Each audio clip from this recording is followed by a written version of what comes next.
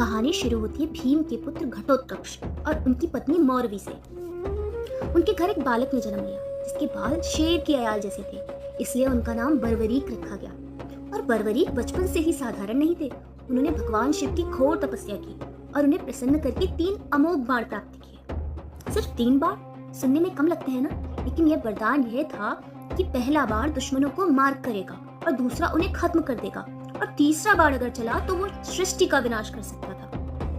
और जब महाभारत का युद्ध घोषित हुआ तो बर्बरीक ने अपनी माँ मौरवी से युद्ध देखने की आज्ञा मांगी। माँ जानती थी कि मेरा बेटा अजय है, लेकिन माँ ने एक वचन लिया। उन्होंने कहा कि पुत्र तुम बहुत शक्तिशाली हो, लेकिन मेरी एक बात याद रखना, युद्ध में जो हार रहा हो तुम उसी का सहारा बनना। बर्बरीक ने माँ के चरण स्पर्श किए और कहा कि माँ, मैं वचन देता हूँ, मैं हारे का सहारा बनूंगा। और यही वचन उनकी मृत्यु का कारण बना। बर्बरीक अपने नीले घोड़े पर सवार होकर कुरुक्षेत्र की तरफ निकले।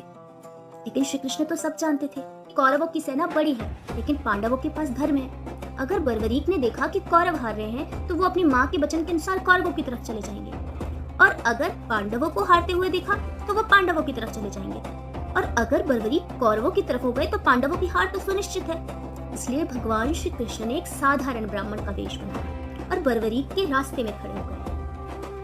और श्री कृष्ण ने मजाक में पूछा, बालक, तुम सिर्फ 3 बाण लेकर युद्ध लड़ने जा रहे हो, वहाँ तो करोड़ों की सेना है। बर्बरीक ने मुस्कुराकर कहा, हे ब्राह्मण देव, मेरा एक ही बाण पूरी सेना खत्म करने के लिए काफी है, ये 3 तो बहुत ज्यादा है। भगवान श्री कृष्ण ने उनकी परीक्षा लेनी चाहिए। उन्होंने कहा, अगर तुम इतने ही वीर हो तो सामने खड़े इस पीपल के पेड़ के सारे पत्तों को एक ही बार से भेद कर दिखाओ। बर्बरीक ने आंखें बंद की और पहला बाण छोड़ा, और जैसे ही बाण निकला और पलक झपकते ही पेड़ के सारे पत्तों को भेद दिया।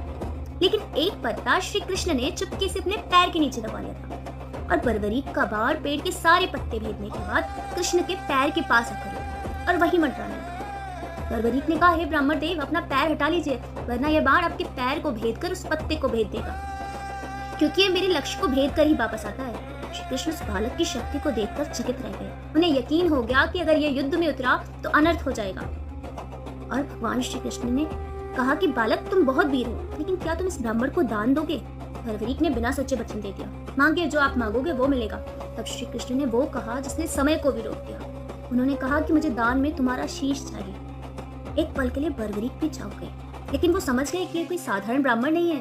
उन्होंने पूछा, आप कौन है? मुझे अपना असली रूप दिखाइए।